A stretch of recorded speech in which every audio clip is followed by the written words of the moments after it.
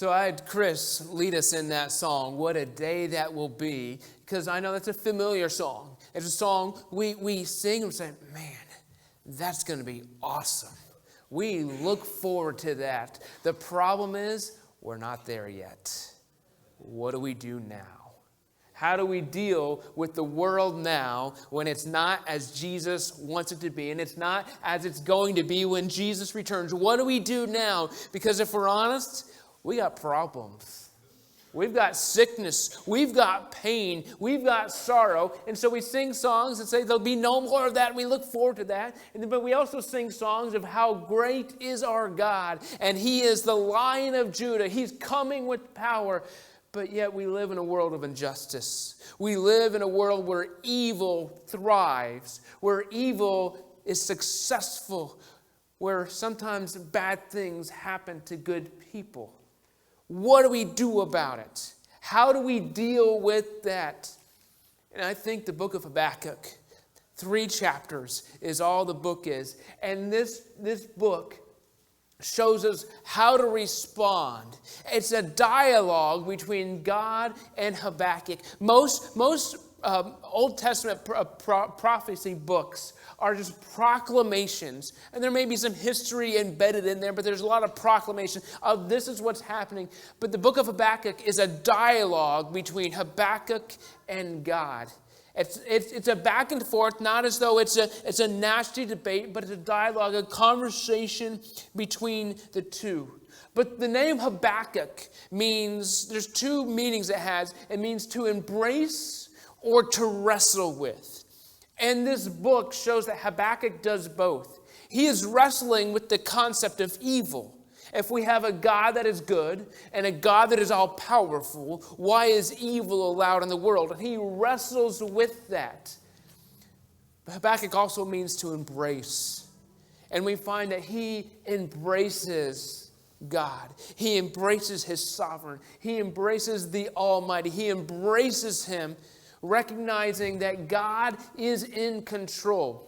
And because we can look at the world and we can say statements about God's power. And the one I have today is that no earthly authority subverts God's sovereignty. God is sovereign. God is all-powerful. We say that. We proclaim that. But sometimes that's real hard to live, if we're honest with ourselves. Because I am confident when I say that your life isn't perfect. I'm confident when I say that there are problems in your life that you say, why is God allowing this? Why hasn't God fixed this? Why aren't things different? So how do we deal with that? Because there are many people who are faithfully following Jesus, are sold out to Him, and they're dealing with real problems. And I think the book of Habakkuk shows us that it's okay to have these questions. It's okay to go to God with these types of questions. In fact, I think it's dangerous not to. When the church suppresses those types of questions, what it does is it tells people, well, you just go somewhere else to find the answers. You know, not too long ago, somebody, not part of our church, sent me a text asking what this acronym meant. And I don't remember the actual acronym, but it was like LOL or something like that. LOL means laugh out loud, if you have any questions about that. But the person sent me a text, asked me about that, and I responded, and I told him what it was. And I said, you know, you could just Google that, right? And that's what people are doing now. We're not going to God for answers. We're not going to Scripture for answers. We're not going for the church, to the church for answers. We're going to Google. We're going to the internet and finding all of these sources. That's what people are doing. Maybe you're not. I know my generation is. If I have a question, I Google it. I get on there and try to find a search answer. How do I deal with this problem? Is this normal? What should I do about this? But we come to Habakkuk, and Habakkuk has this dialogue with God. And the first few verses of Habakkuk my version said it's Habakkuk's complaint. He's going to God with his complaints. And we find that this is the message that the prophet Habakkuk received in a vision. And he says, how long, O Lord, must I call for help, but you do not listen? Violence is everywhere. I cry, but you do not come to save. Must I forever see these evil deeds? Why must I watch all this misery? Everywhere I look, I see violence and destruction. I'm surrounded by people who love to argue and fight. The law has become paralyzed, and there is no justice in the courts. The wicked far outnumber the righteous, so that justice has become perverted. It's pretty intense. Now, if we're honest, we could probably say what Habakkuk is writing here applies today. There's wickedness. The wicked far outnumber the righteous. Everywhere I look, I see violence and destruction. I'm surrounded by people who love to argue and fight. It happens all the time. Everywhere we look, whether we're talking about work, home, the news, we see people fighting. We see that everywhere. Now, the book of Habakkuk is one of those books that has a very specific spot where it was written. It was written between 605 BC and 597 BC. Habakkuk is a contemporary of another prophet from the Old Testament, Nahum, another book around the Habakkuk area, Nahum. And Nahum prophesies the fall of Assyria and the rise of Babylon. And we see that they're contemporaries and they have a lot of the same kind of concepts in their message. But the reason that we can date Habakkuk's book so specifically is that 605 BC is when Egypt was defeated by Babylon at Carchemish. And so Egypt was removed from the Mesopotamian area and went back down to Egypt. And so they were gone. But yet Babylon wasn't yet the full power that it was. And Babylon becomes a key theme in the book of Habakkuk. And we find that that's the area where Habakkuk is writing, where he is delivering this message, where he's received this message, and he's dialoguing back between him and God. But we see that there's injustice that he is talking about. You know, the fighting, the arguing, the violence, the destruction. Why has God not come to save? Habakkuk said, I cry out, but you have not come to save. Why is all this happening? Well, many think that the injustice, particularly with the courts, is a reference to the king Jehoiakim, who was one of the last kings of Judah, which was the last part of God's people that were still ruling the promised land. And Jehoiakim is known for his corruption. How he just didn't care about what was right or wrong, didn't follow the Lord. He did all these things for his own personal gain and didn't care about morality or spirituality at all. He did things contrary to God. And we get to the book of Jeremiah, another contemporary of Habakkuk. And Jeremiah, he's not a fan of Jehoiakim. He prophesies against him. He prophesies that Babylon is going to come and destroy the rest of God's people. They're going to come and defeat them and exile them, and God's people will no longer rule any of the promised land. And Jeremiah rebukes Jehoiakim, and we see how God's people are in this struggle. But one of the things that we find here is it's the leaders. It's those who are in power that are imposing this corruption. So God's people are struggling because of a corrupt regime that is leading. So Habakkuk starts his lament. Why is God not answering? How long is Habakkuk going to have to cry out? Because I believe even at this point, Habakkuk would affirm that no earthly authority subverts God's authority, but yet he's living in a time where injustice reigns. He's living in a time where bad things are happening to God's people. Injustice is everywhere, always. There's no escaping it. Habakkuk knows that God is sovereign, but his daily life lacks God's power. He's not seeing God's movement like he's heard stories about from the prophecies of old and the stories from old, from Abraham, Isaac, and Jacob, and Moses and David. He hears those stories. He knows those stories, but he's not seeing them happen there. So he cries out for salvation. But the God of salvation isn't stepping up to save. That becomes a bit of a problem. When we cry out to God for deliverance, for salvation, and he doesn't show up, what do we do? I would probably say Habakkuk's confidence was shaken. When God doesn't answer us, when we're in a dire situation, our confidence can be shaken. And most of the times it is. It's hard to persevere. It's hard to keep the faith. It's hard to keep focused on Jesus when things aren't working out with what we like them to be. And part of what's happening here is underlying issue is the concept of social justice. There are other concepts around, but he's talking about injustice. He's talking about violence and destruction and anger and fighting. And social justice is underlying issue that's wrapped up here. And unfortunately in our world today, social justice is kind of a trigger phrase or concept of, well, we don't support this cause or that cause because we don't like them, and then we get all political about it. But the church is supposed to be involved in stopping injustice. The followers of Jesus, if we see people who are oppressed or marginalized, we are supposed to say that's not right. We're supposed to show people that they have worth, not because of anything that society deems worthy about them, but because they are created in the image of God. Every person we encounter is created in the image of God, and so we see that they have worth. And so when people are marginalized or oppressed, we cannot allow that. We cannot ignore that. See, part of our calling as followers of Jesus is recognizing the worth in others and how others are valuable. Now, if we're honest, if we look back at history, the church has not always been on the right side of justice issues. I'm not trying to be overly critical, but we have to make sure that we don't always assume that we're right. We have to go back to Jesus and say, Jesus, keep us where you want us to be.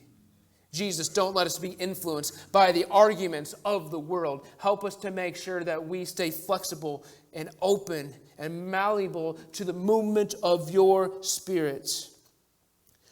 But the issue at hand, the reason why this is even something that we can talk about as a problem, the only people that have to deal with a problem of evil in the world are those who believe that God is all-powerful and that God is good and that there is one God.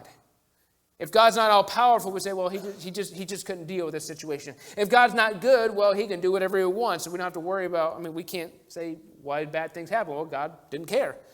If there's multiple gods, we say, well, another deity was coming in and changing things. But we have one God who is all-powerful and is good, but yet we have evil in the world. And it's hard to reconcile. It's hard to deal with it because there are times where it seems as though God just does not care. See, the powers of this world aren't structured to honor God. They're structured to honor themselves, to edify themselves, to give themselves more powerful, to protect themselves. And so Habakkuk looks at the world and he looks at God's people and he sees there's a tension at stake here. He sees how things are and how things should be, but yet they're not the same. And these are God's people we're talking about. This is a society that is supposed to be focused on God's law that he gave them, that he gave Moses on Mount Sinai. These are the people that should be focused on that.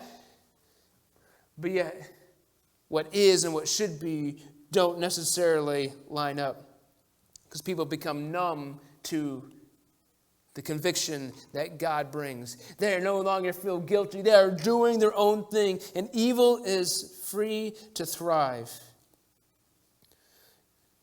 The question is, why would God allow this?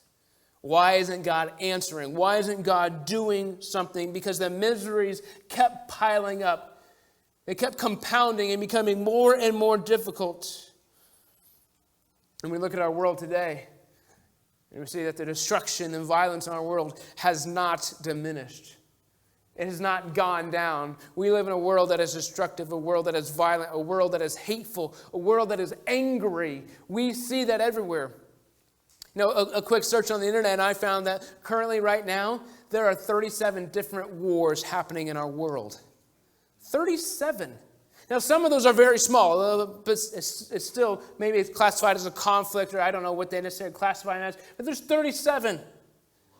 That's crazy. That's how much in turmoil our world is. I also looked at so every minute, 20 different people are abused by their spouse or partner. That's crazy. That's the world we live in.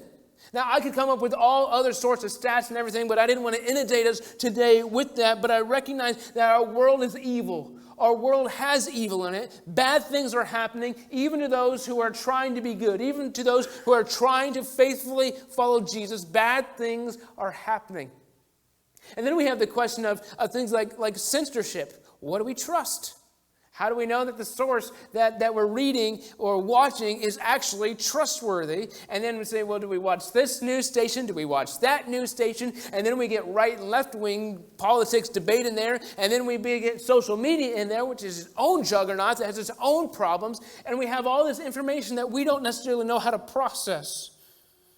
But we know there's discrimination. We know there's equality. We know there's oppression. We know there's marginalization. We know there are evil things happening in the world. But another problem has surfaced is that everybody claims to be a victim. How do you navigate that? Because one of the problems is there are some people that are legitimate victims. And if we ignore every loud noise, then we're ignoring those who are actually victims.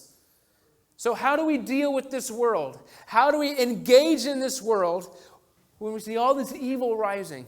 We see all this violence rising, all this anger, all this hatred, all this strife, and we have an all-powerful God who is good, and we're living in this world that's evil. What do we do about it? Now, this book of Habakkuk is 3 chapters, and we're not necessarily going to answer that question fully today, but God has a response to Habakkuk. Habakkuk is saying, God, why aren't you answering? Why is all this happening? How long is this going to happen? And so God gives an answer in verse 5, and he says, look around the nations, look and be amazed, for I am about to do something in your day, something you wouldn't believe even if someone told you about it. I'm raising up the Babylonians, a cruel and violent people. They will march across the world and conquer other lands. They're notorious for their cruelty. They do whatever they like. Their horses are swifter than cheetahs and fiercer than wolves at dusk. Their charioteers charge from far away. Like eagles, they swoop down to devour their prey. On they come, all bent on violence. Their hordes advance like desert winds, sweeping captives ahead of them like sand. They scoff at kings and princes and scorn at fortresses. They simply pile ramps of earth against their walls and capture them. They sweep past like the wind and are gone. But they are deeply guilty, for their own strength is their God. So Habakkuk asked the question, God, why is this happening? Why are you not answering? Why haven't you come and fixed the injustice and evil that's happening in this world? And God says, I'm getting ready to act. I'm getting ready to do something. He told Habakkuk, look, it's coming. It's going to happen. But he said, I'm going to use the Babylonians. That would have been a very unexpected change in development. That's not what Habakkuk would have anticipated God doing. Nobody anticipated that. But one of the things here we have to remember as God is responding, that God is showing He's in control. So no matter how powerful the Babylonians or any other people get, no earthly authority can subvert God's authority. So even though this is unexpected, even though the Babylonians are not God's people, God is still in control. God is still allowing His purposes to be moved forward. He's using the Babylonians for His purposes, and eventually will be the Babylonian destruction.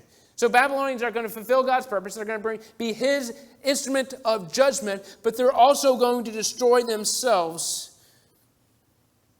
But part of the fear that's happening here is the Babylonians were a ruthless people. They were hostile. They were harsh. They weren't nice. Now, when you're talking about war, nothing's nice about that. I'm not trying to paint war with rose-colored glasses, but they were more ruthless than others. And so as a world, as people, we fear those who act like the Babylonians. See, they live by their own rules. They didn't care what others thought. They didn't care what was expected. They did whatever they wanted to. You know, that can be frustrating at best and sometimes terrifying when we encounter those who don't play by the rules. And sometimes that can be more minor. You know, some people drive a lot faster than you do on the road, right? They don't play by the same rules, or they tailgate you, and that usually, in most cases, I'm not trying to downplay car accidents, but usually that's a minor thing. But they were doing major things. They were hurting others. They weren't caring about anybody or anything else, only their own personal agenda. They inflicted pain on their enemies that was intense. They were cruel. They were bitter. They were fierce. They were savage. They were also arrogant. They were powerful, and they knew it. They knew people feared them, and they took advantage of that. But part of why they came to this conclusion, why the Babylonians came to this conclusion, is they had really no higher authority or power. They just trusted in themselves. It was all about what they could do, about their own ability, because they had great power. God, in his response to Habakkuk, references their horses. You know, they're swifter than cheetahs and fiercer than wolves at dusk. That's some powerful imagery. I love just kind of picturing the strength and speed and power that is engaged in that. But with this we find the Babylonians, they act swiftly and efficiently. That what they do with a purpose. And when they do it, they fulfill their purpose because they have the power to do it. They built their own honor. They built their own power. Again, they were arrogant. They were powerful, and they knew it. They killed indiscriminately. In a lot of ways, the Babylonians were a well-oiled war machine. They advanced their purposes. They advanced their kingdom. They imposed their will. Now, a lot of times in the Old Testament, when the prophets talk about an enemy invading or overpowering God's people, it's a prophecy of warning for their sinful behavior. But this is God actually speaking to Habakkuk. Remember, God's in control. The problem that seems to surface when we talk about the Babylonians is that the Babylonians were worse sinners than God's people, than the remnant than Judah, than Jerusalem, the rest of Israel that was ruling the promised land. The Babylonians were worse. They were further away from God. They were disrespecting God more. They were doing things that were more evil than God's people. So why would God use a nation that is worse in their sinful behavior than his people to punish his people? Now, there's some superiority complex that God's people may have suffered through well, why would you use the Babylonians? Why would you allow them to thrive? Why would you allow them to expand their empire to punish us when they're worse than we are? We've had those conversations with God. Why would you allow that person to get the promotion when I'm a better Christian than they are? Why would you allow this person to advance more when they do worse things than I do? Or why would you heal that person or bless that person or help that person when they don't even care about you? Those are hard questions to answer. And Habakkuk is having this dialogue with God about these questions. Because these are real, life-changing questions that we deal with. And again, if we don't deal with them in the church, we're going to look at other places for answers. And that's the real problem. Because everybody has these questions. Everybody has these problems in their life. Maybe you're somebody who goes with the flow, and these are like, this is a big deal, but I can move on from it. Maybe you're one of those types of people, but most people, this is hard. We go through some difficult things in life. No matter where you are, no matter what setting you are in life, we go through difficult things. We say, why isn't God helping me? And I think one of the hardest parts about what Habakkuk is doing. When Habakkuk started his book, his first four verses, he's saying, God, show up. Come on. We need you. What's taking you so long? He's praying for God to come to heal, to restore, and to bring a revival. Well, God's response is destruction is coming. I think we have to be real careful. See, God is not something for us to control. It's not one of those things where we get so far down in the pit, now we need to go to God and He's going to deliver us. Well, there can still be consequences. There can still be difficulties. There can still be unpleasant things that come. So God didn't send a revival, He sent destruction. See, it's hard when we look at the Bible, and the Bible makes this claim that God is directing the worldly affairs to a just end. So we sing songs like, what a day that will be. And we look forward to that, but yet we're living in misery now. Everywhere we look, we see violence and destruction. How do we deal with that? See, this doctrine that the Bible, that God is moving history to a just end, is both troubling and reassuring because we have to deal with the world now. Now, it can be a relief to think of what's coming. It can give us hope to know that there's something better than just the difficulty that we have right now. That God will bring healing. He will make all things right in the end. But we still have problems now. And I don't want to downplay that. We all have problems. We all have difficulties. We all can relate, whether, maybe not right now, maybe you can, many of you probably can relate to Habakkuk right now, but at one point or another in our lives, we can relate to Habakkuk. God, where are you? Why aren't you showing up? What's going on? God reminds us that He is in control. He said He was raising up the Babylonians. We may not like what He did. Habakkuk may not have liked his response of raising up the Babylonians, but God says, He affirms, He said, I'm in control. You may not know what's coming. You may be completely blindsided. Things may be very difficult, but nothing is outside of my control. And so today, we're going to continue on with Habakkuk next week and the next 3 weeks. And there'll be some more hope that's embedded in this book, in this message. But I want to remind you today, God's in control. Whatever you're going through, whatever difficulty is holding you back, God is in control because no earthly authority can subvert God's sovereignty. He is all-powerful. Hang on to that hope.